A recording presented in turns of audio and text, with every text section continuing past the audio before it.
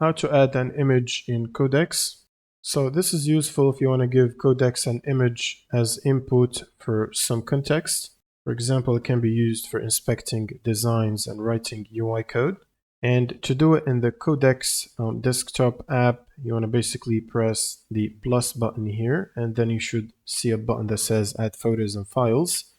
Now click on it and go to your picture and basically just select it from there. So you can basically select a simple picture like this one, and this will add it to the prompt. And if you're using the CLI or the command line tool, you want to basically open up your PowerShell or terminal in your project directory. You can go to the project directory, hold shift, and then right click and open PowerShell. And then you can run the following command. So for example, codex space my prompt, for example, and then space dash dash image space and then the path to your image file.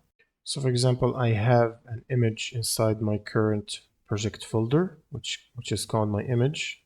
I can basically just type my image dot the extension and then just press enter.